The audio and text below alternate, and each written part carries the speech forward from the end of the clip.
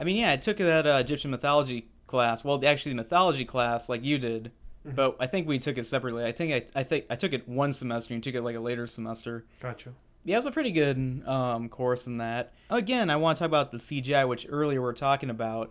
Now, the CGI sometimes looked really good, especially the part where they're like in that a sand temple, and that was really cool. Mm-hmm. And then also the final battle. I mean, it kind of there's some times where the movie really did impress me effects wise. However, there Same. was a part where they're fighting. I think it was Horus was fighting. I should mention Horus's name, the actor playing him. Um, He's the Lannister that had his arm cut off in Game of Thrones. oh, Um, Nikolaj Nikolaj Kostewald, some foreign name. Sorry, I'm not the best with names, folks. Basically, the main god that you see in the commercials um, Who has an eye patch? Has an eye patch. Yep, and also back to that fight scene when we saw him fighting these like bull-looking creatures. It didn't look like really good CGI. I mean, sometimes it just didn't look rendered correctly. Like they were moving cartoonish. I agree. Minotaur set minions that were Minotaur effort. yeah, wrecked. Yes, That was on the spot, folks. that was. Yeah. I'm trying to think what else I want to say about this movie. I'll let you go, Steven. Well, I guess in thinking about it, I agree with a lot of what Tyler's saying. I think I was, of course, going in not expecting a lot from this movie, and it delivered a lot more than I was expecting. That's not to say, go see this movie, it's going to change your life or anything. It was, Yeah. fine and a decent adventure flick that ended up a little better than I was expecting.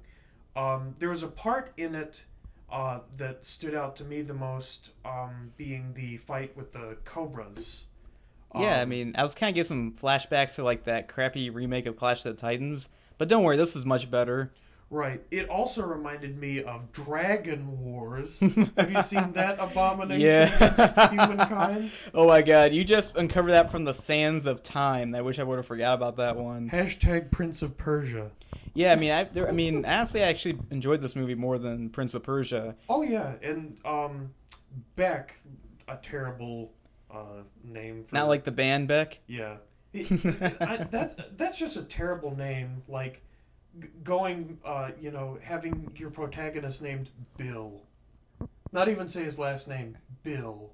Just something generic and lame like that. But in any case, that scene I thought was pretty cool and one of the best ones. Yeah. And showing how one was. I don't want to give spoilers, but one was defeated in a pretty stupid way, I thought, where basically Yeah. he's like, "Hey, Snake, commit suicide," and the Snake's like, "Okay," and that was pretty dumb. But that there was kind of a lot of that vibe in the movie. There were good parts, and then there was like, ignore this if you want to enjoy it. I mean, there are parts where this movie really did shine. Other times it kind of dulled into the dumps, kind of. But it did have more stuff I liked more than the other stuff. I mean, I'm a fan of Egyptian mythology, and usually too. we're used to seeing a bunch of stories about like Greek mythology or Norse mythology. We Yep. rarely get anything about Egyptian mythology. That is very true.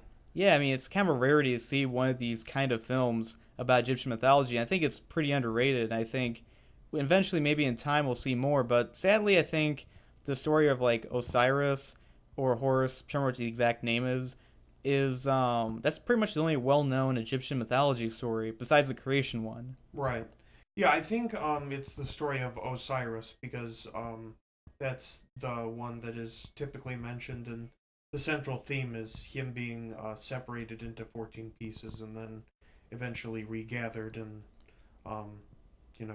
him and Horus basically ruling Egypt. I don't want to say buddying up and ruling Egypt, but there's that hierarchy, and that was also present in the movie. I'll say there was some cool sci-fi almost blending of fantasy Mm-hmm. with the depiction of the gods turning into their true forms of like a phoenix or a hound, like Discount human. Transformers Pretty much. or like Beast Wars. Yeah, yeah, but I mean, it was still impressive. It doesn't need to be a Transformers, but it was it was fun. It was fun.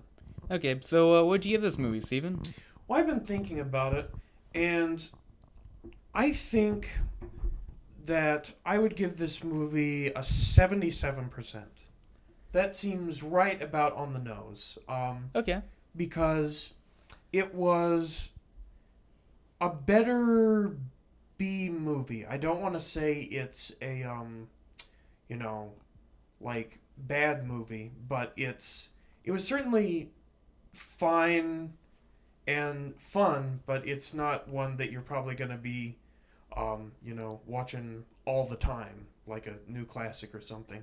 And it was a good experience, but I felt it was worth, at least a matinee price. But I think 77 is about what it deserves. So.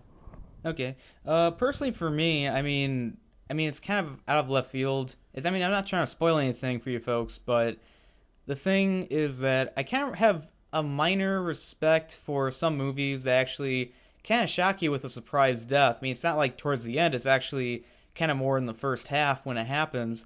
And I'm glad when a movie can throw a curveball at you like that. That's true. Sort of thing. And it's, kind of interesting when it can do that. Like, oh, man, kind of deal. I think everyone was surprised when that happened.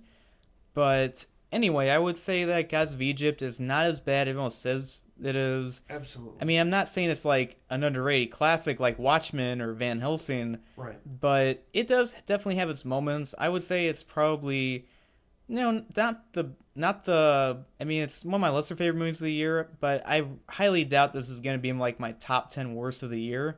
Yeah. In any case, or it's not going to be my top 10 best, but I do think it's kind of slightly underrated, not as nearly as bad as everyone says it is. I mean, maybe go see it when it's like a cheap matinee. Don't do 3D. Yeah. We didn't see it in 3D, but not necessary. Yeah. So overall, I would give Gods of Egypt about 2.5 stars out of 4. Yeah, I think that's fair. That's pretty fair. Yeah. I think on one final note, I mean, there's a part where when Set like takes control, he's like building this like giant obelisk in that. It was like giant and towering. And I remember watching, I looked to Steven. Actually, I kind of said to Steven, I was like, hey, they're building Kanye West's ego. Yep. And I said, not at all compensating for size of something else on body. Maybe that's why he's $56 million in debt. Or something like that. But anyway, this is Tyler from End Credit Reviews. And Steven from Steven Lawson Studios. Yeah, we're glad you enjoyed this episode of Unscripted, and we hope to see you in the future. Bye. If you want to see this movie in 3D, frankly, you're in denial. River.